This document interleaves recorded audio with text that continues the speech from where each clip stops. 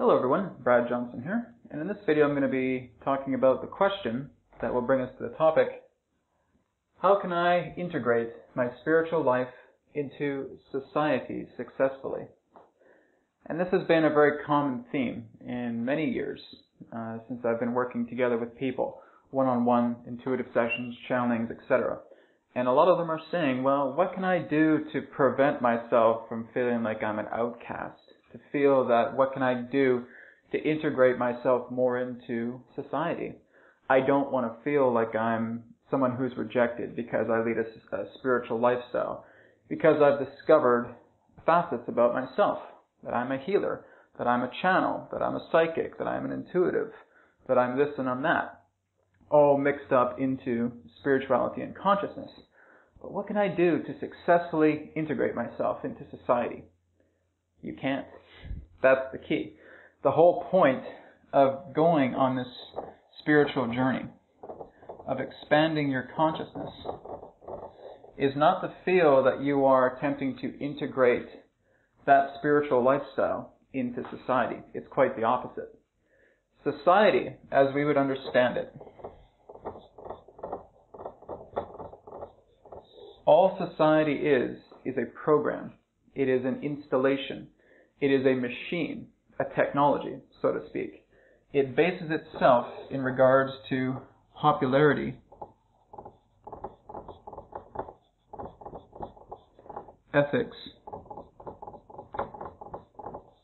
morality, and demand. Society itself simply is the ego of the collective consciousness. That's basically what it is. So how can you bring a spiritual life into the collective consciousness's ego to think that you can integrate it in? You cannot. There's no way that you can actually bring a spiritual, consciousness-based lifestyle and integrate it into society. So what does this mean? That we're kind of in a dead end, that we're throwing away society? Well, not exactly. So if we have society that follows itself so much primarily on trends, and again being very robotic and being very mechanical, we realize that there is nobody within society that has actually been the model citizen for society. Nobody has ever achieved it. It's not possible, because you cannot have a true trend which represents someone who would be like a model citizen of society. There are no model citizens.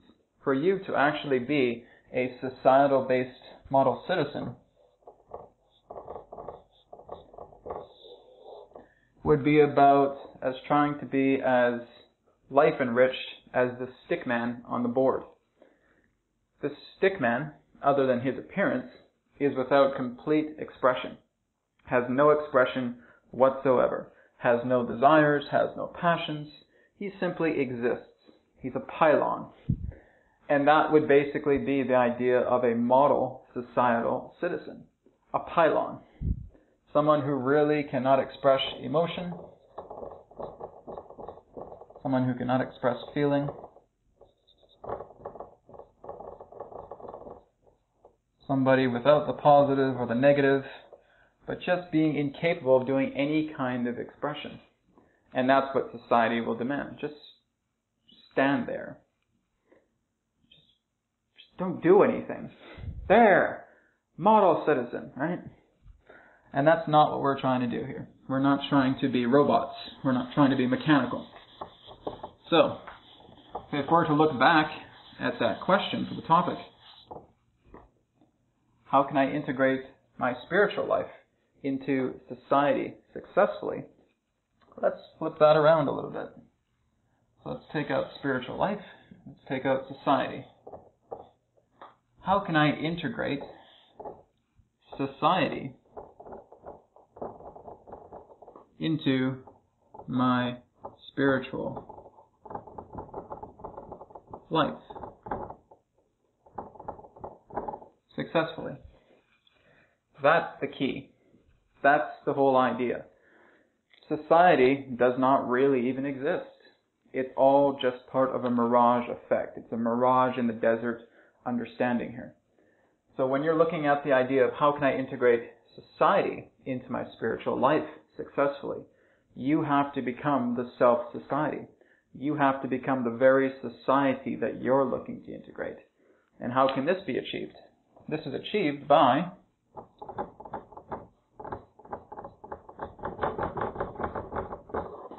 invitation. Reality, life, exists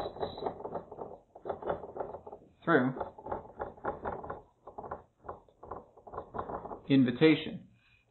We are living in an invitation-based reality, which means every single person that is a part of our own inner circle. Here's us right here. Here's our inner circle. Friends, family, colleagues, co-workers, can't write today, co-workers, etc. So everyone that's within our own inner circle that has a very major theme relating to our life would represent those who we have invited in to life. So they're our inner circle. But we've invited them. So it really doesn't matter if they represent a positive orientation or a negative invitation or spots in between. We've invited them into our reality. We've given them some type of purpose, some type of continuity. We have given them catalyst. And as we talked about before, that catalyst is the prop that is showing more about ourselves. So our family are catalysts, our friends are catalysts, our colleagues are catalysts, people who we meet in social media, online, internet, are catalysts, based upon their role within the inner circle of our relationship. Then there are those who are in the outer circle, who are the minor players. Strangers on the streets, maybe new acquaintances who you only meet once every month or once every year, etc. They're the minor players. Background people, for example, can be very minor players. They can probably even be more of an outer circle. Background people are basically holograms. They represent projections, sometimes created by the earth, sometimes without even soul. Sometimes they just come in to fulfill a little tiny part, a little tiny one-liner, and then you never see them again for the rest of your life. Or that they may just walk past you on the street, give you a look, and that look stays with you all day, and you never see that person again for the rest of your life. That's the state of background people. Okay? But going back into the inner circle here, when we live in invitation, when we really understand exactly who we are, we go deep into ourselves, we understand exactly why we do what we do, what our job is, what our relationships are, who we want to be, what we want to become, maybe where we want to explore, what we want to do, etc. We get to know ourselves. And as we start to get to know ourselves, we start to build the key to invitation. Now we can invite people into our reality just by being ourselves, by being our true nature. What does that mean? When I'm my true nature, what does that mean? I basically fulfill everything within life without restraint, without the feeling of hesitation, that I do not need to conflict with my actions.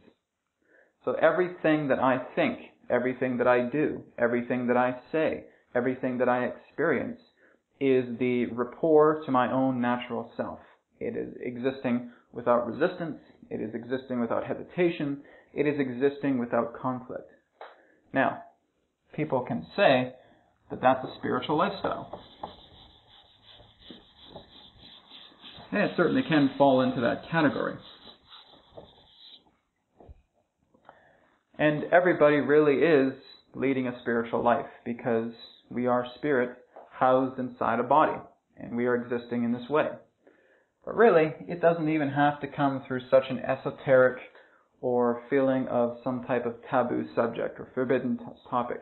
You don't have to be a hippie, so to speak, to have a very freeing, liberating type of life.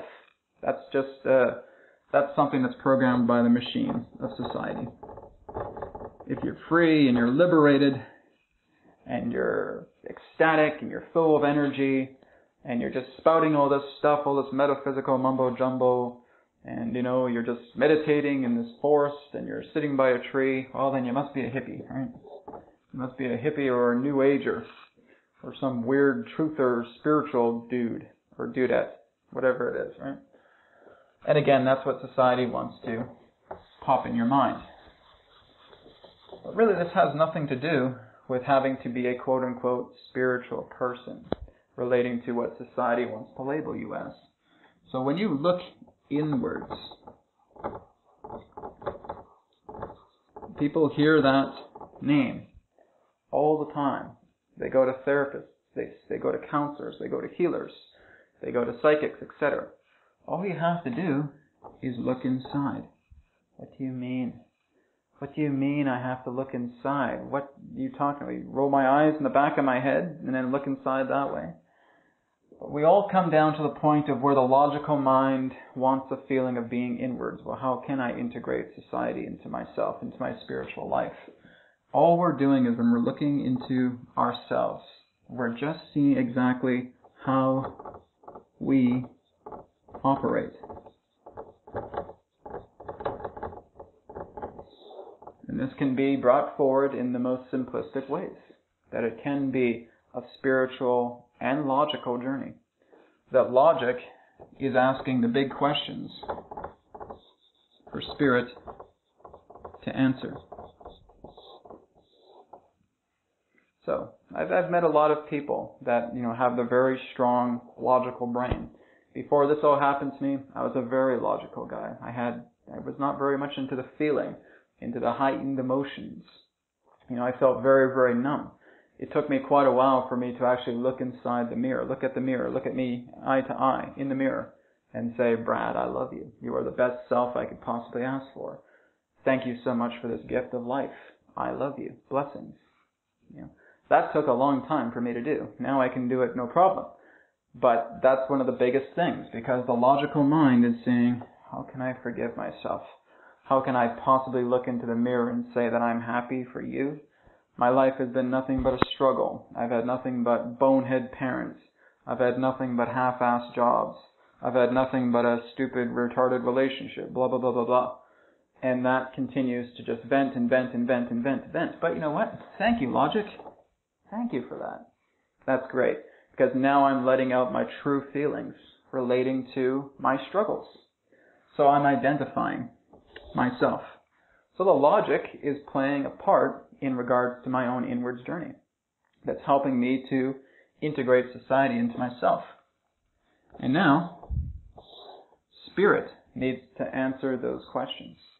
You need to ask those questions on a logical point of view, and you need to allow spirit to guide you into receiving the answers from a spiritual point of view. This has nothing to do with religion. This has nothing to do with New Age. This has nothing to do with mumbo-jumbo metaphysics. This all comes down into the point of inner fulfillment. This all comes to life training, life lessons.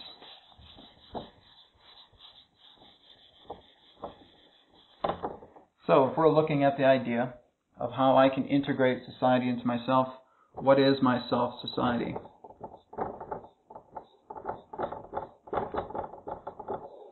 What is it that I can do to fulfill myself and bring in my own society? Well, I really like people who are positive.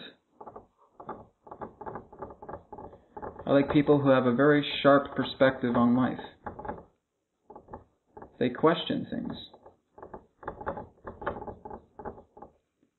They're open to new ideas. They're innovative.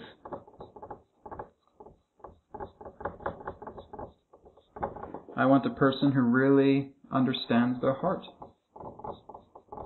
to form a romantic relationship with. So there's romance.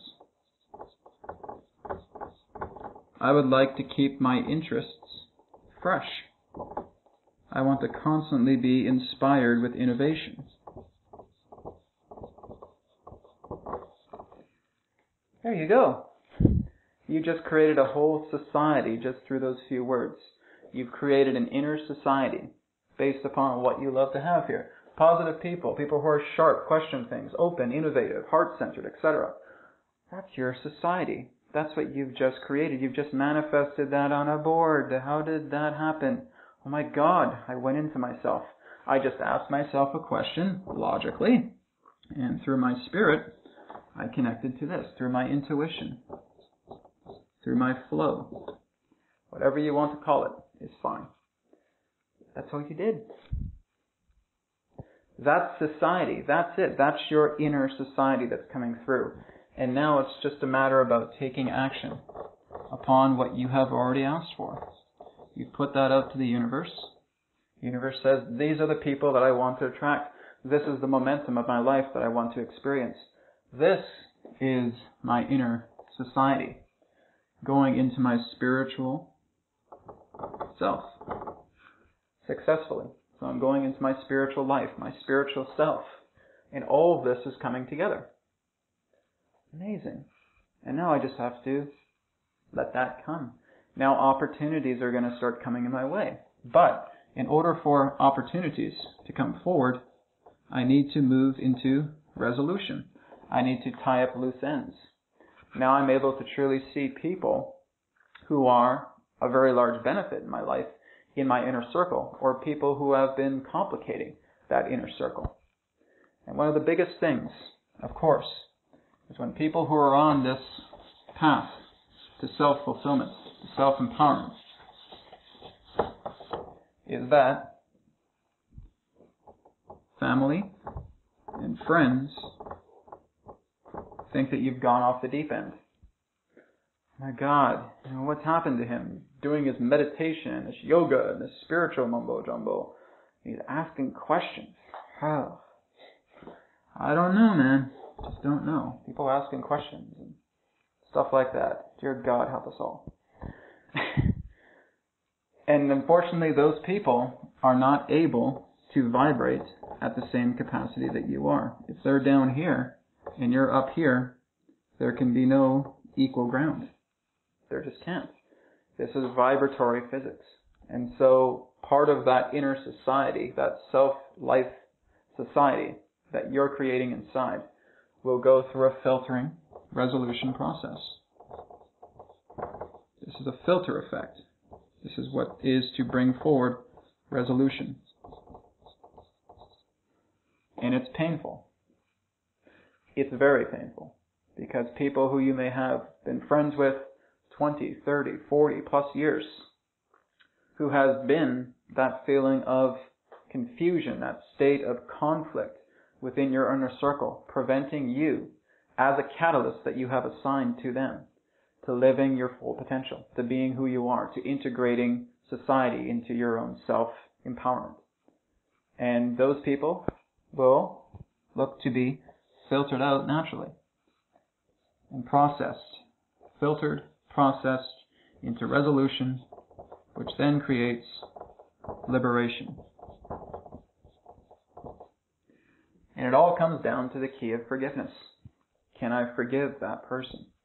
And again, that can be signs of a spiritual hippy-dippy, saying that, I'm going to forgive this person. No. You don't know what they did to me. You don't know what happened to me, etc., etc. And then we go back into the ego of society, of feeling that morality is ethics, etc. And we live in that programming. So if we want to transcend past that programming of society, it all starts with ourselves. You will never ever find liberty. You will never ever find integration. You will never ever find fulfillment as long as you think that you have to bend your back to society, to external society. You're going to be a hamster running an endless wheel that will not stop until you finally decide, I need to integrate society into myself. There is only one being here in my universe. There's only one being here in my life. How can I possibly integrate into a society when a society doesn't exist? It's everything that is mirroring myself. Every single person in my life is a catalyst based upon how I feel about myself on a subconscious level that is now coming into conscious awareness that represents the forefront. Okay? So our conscious self here, our subconscious self here. And it's only in this tiny little bubble that we're actually only seeing a forefront of reality. That everything else about our life comes through our subconscious, which is fed through the unconscious, all around us. So, unconscious, subconscious, conscious self, the forefront of our reality. And this is where we need to go. There is no other way to feel that you can be liberated, to feel that you can truly be boundless in this reality, to make it feel that no, going inside is for somebody else. It's not for me. I don't want to go inside myself. I don't want to go inwards. I have reality. And if you feel that you're beyond the guidance, beyond the flow of what reality is, and you're just going to work on autopilot, you're going to constantly be in that hamster wheel. You cannot expect reality to solve your problems when you're not willing to solve yourself. And that's how it works. Society is an integral component of yourself. And you cannot get along with the idea of feeling that you're at the mercy with the collective consciousness ego, which is society. It can't be done. It doesn't matter what society you're talking about. Western society, Eastern society, etc. They're all one and the same. They have different versions to themselves, but they all enact themselves based upon the feeling of trends, of ethics, of morality, of demands. Okay? You want that state. This is where you got to go. You need to see yourself society. You need to look into yourself. You need to invite in the people that are complementary to your reality. It's not going to happen any other way. There isn't. There's no other way it can come. You have to see inside yourself. Inwards is the only way to go. But do not feel that you have to abandon your logic. Your logic is great because it really brings in the big questions. You really understand that. You really understand that the questions that you have are going to purify your connection to your source, to your spirit, to your intuition, right? To your flow. That's it. That's how it operates. So, in answer to the question, how can I integrate my spiritual self into society successfully?